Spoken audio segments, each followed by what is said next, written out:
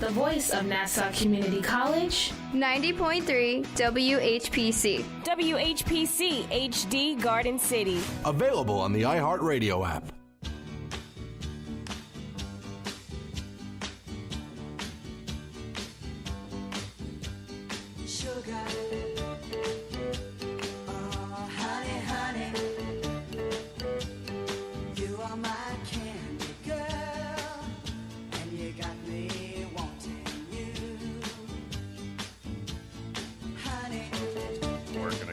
It is working, brother, as always.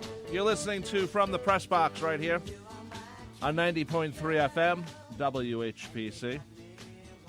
Here every Monday, 10 a.m. to 11 a.m. But this, my brother, I think, let's say it's the 21st. One more week of this at 10 to 11. 21st. And then we switch to 9 o'clock in the morning. We'll be on from 9 to 10. As some programming schedules are going to be changing in the fall. We're one of them. Big Ed with Good Gold was coming on 10 o'clock now instead of 11. The Morning Madhouse instead of 9 o'clock in the morning will happen from 7 p.m. to 9 p.m. So that's going to become a bigger part of this radio station, which is a good thing. Big excitement. Big excitement. And today is Eclipse Day, brother. Yes. We should say that... I'm not overly excited about this. I don't really a lot care. of people are. I don't care. But you don't care about anything. I care about everything. That's your favorite phrase, I don't care. That's not true. So, the fact that you say I don't care is not really, not really anything different than the norm. That's not true at all. That's not true at all. So, but, it's, that's good. The camera's on you, and you immediately go out of range. Tim, you got to think of the show as radio first. Yes, the fact that there's a camera on us is an afterthought. Well, it's very much an afterthought for you. It's radio, baby. Radio is where it's at. Very much an afterthought for you. So anyway, but yeah, and by the way, we'll let the listeners know. Yesterday was my brother's birthday. Yes, it was. So I'm a little puzzled as to how he doesn't know what day today is. I forget. Happy birthday, brother! Thank you, brother.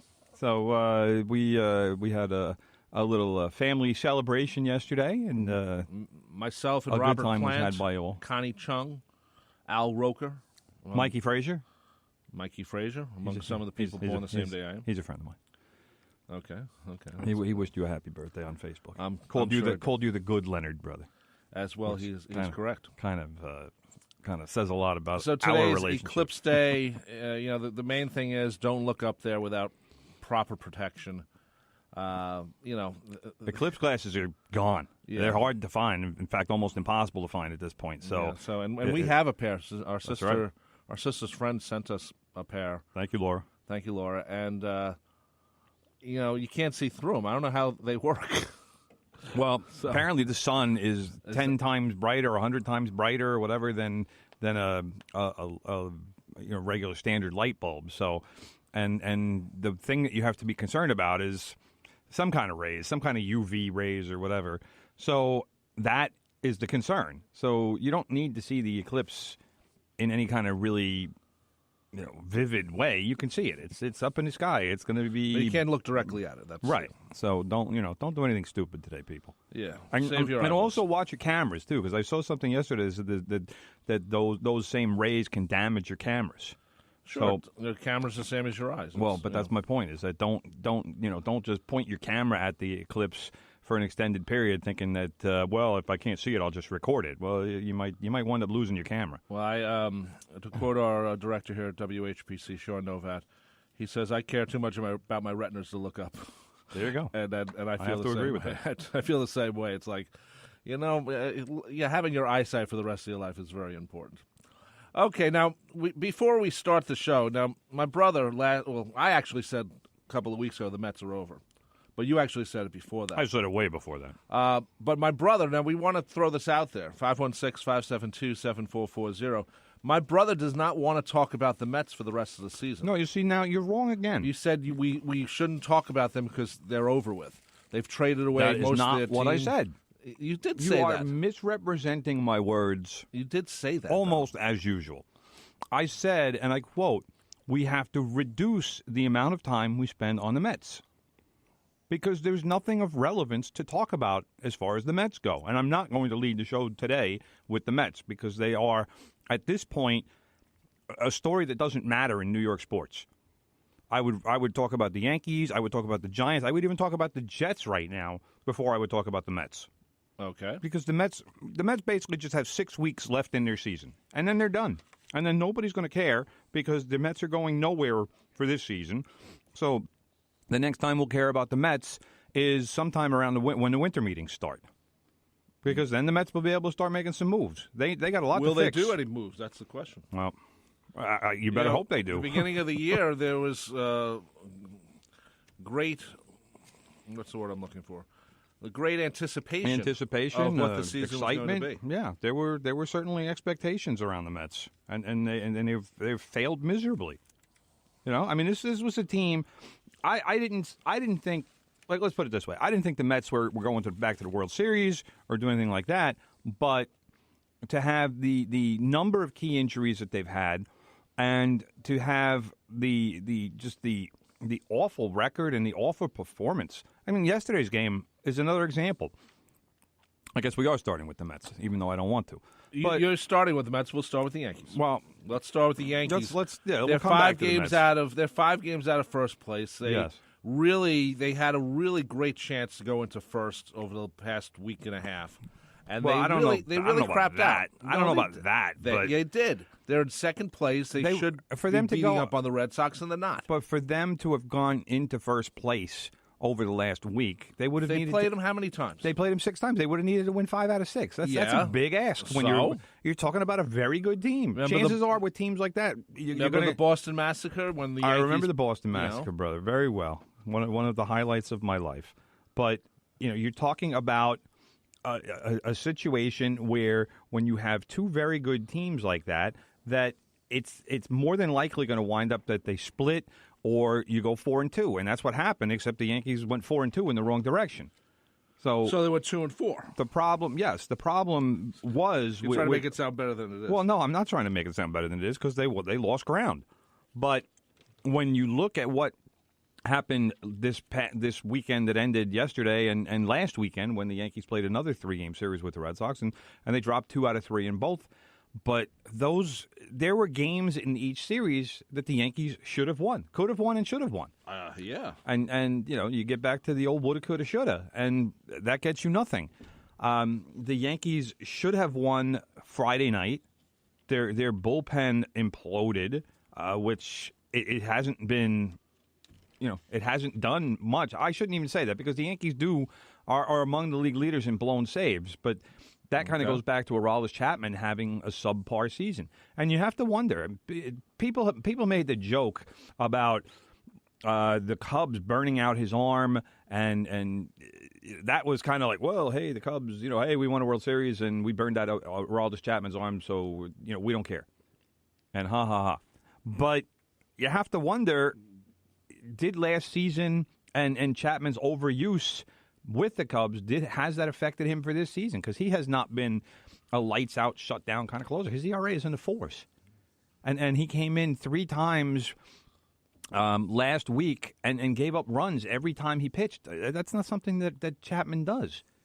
To give up at least 2 runs in 3 consecutive outings. I mean, this is a guy that throws 103. He's not supposed to be that hittable. No. So Joe Girardi, the Yankees manager, finally said, all right, you know what? I'm taking Chapman out of the closer's role. And this was 2 days after he kept insisting, he's my closer. So he finally made that move. And now I think the next move that he needs to make is he needs to take Aaron Judge out of the 3 spot. Because Aaron Judge has been going through a prolonged slump. He still hits a home run every so often, but for the last month, he hasn't hit 200.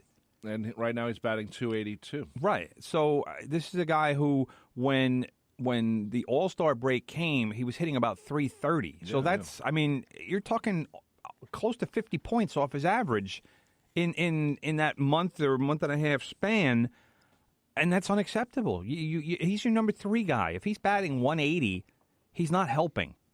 So where do you put him? 2 or 4? 5 or 6. Really, that low? Yeah, you have to. You have to move him down, and you have to get more productive bats in there.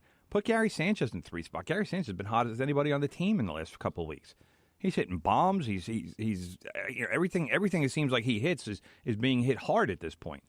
And it's not a knock on Judge. He's a guy who he started the season hitting 7th. But you have to, and until he gets himself right, and until you see that he's hitting the ball consistently well, right, he can't be in the 3 spot. And this before anybody says anything, this has nothing to do with strikeouts. I don't care how much he strikes out. It doesn't matter to me. I don't care how many games in a row he has a strikeout. None of that matters. I want to see good contact. I want to see him using the entire field. I've told people, if Aaron Judge hits 50 home runs, strikes out 250 times, and still manages to bat 270, not only am I thrilled, he'll be an MVP candidate for the rest of his career if he does that. I don't care how many times he strikes out. It doesn't matter. That's today's baseball. You know, if a guy can have a representative batting average and he's not a 220 hitter. You know, in some ways that's almost like Todd Frazier in a lot of ways. Todd Frazier's almost he's very close to being an all or nothing kind of hitter. Where if he doesn't hit a home run, then chances are he's not getting a hit, and his batting average is going to be around 210. That's not the best player to have, in my opinion, unless he's drawing a lot of walks and he's getting on base at a much higher level than his batting average would suggest. Aaron Judge's on-base percentage is still in the 430s, I believe.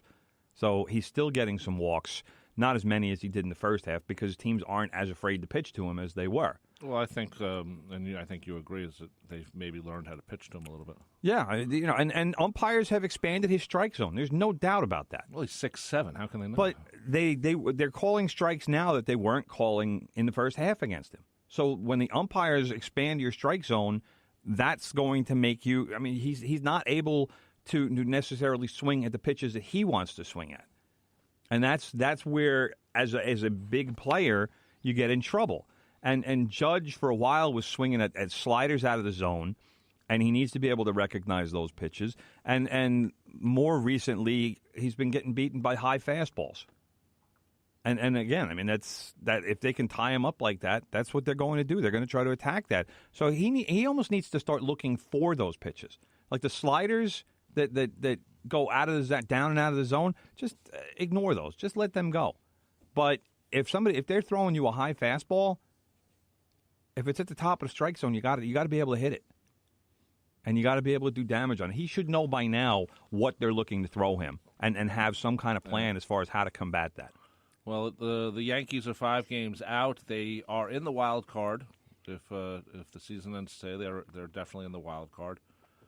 Yeah, they have a 3.5 game lead on the wild card. So, yeah, I'm not worried yet. But you know, I mean, we've said on the show, and I've said on the show, I don't consider the wild card to be the playoffs.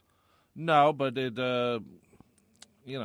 gets you into the playoffs. Right. But the fact of the matter is that the Yankees made all of the trades that they made at the deadline not to clinch the wild card. They made those trades to win the division. Yeah, well, they didn't do it. Well, I mean, there's still 40 games left. I mean, you said they couldn't do it, but there's still a quarter of the season left. When you play the team that's in first place, and you don't do what you're supposed to do, which is win 5 out of 6. They still have 4 games left against that team. So let's not get too crazy yet, because they still have make you move. 4 games left. So, you know, and that's Labor Day weekend. That's coming up. That's going to be fun. So, but you know, the Yankees are 5 games behind the Red Sox right now, and that's been the largest deficit that they've had for a while. But you know, I mean, let's see what happens. I mean, all of this gets resolved if Judge gets his stroke back. And I hate to put it all on him, but if you look at the Yankees and how well they played early in the season, right? Why did they play well? Aaron Judge was hitting the ball. Aaron Judge was hitting a home run every couple of days, and he was terrorizing pitchers. They were walking him, and when they did throw him a pitch that he was looking for, he was crushing it. And without that in the lineup, now the lineup's not as deep.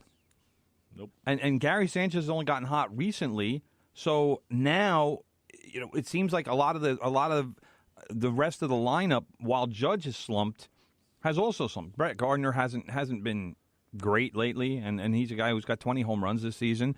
You know, Didi Gregorius was hitting well. He cooled down a little bit. This is something that the offense needs to help the pitchers out.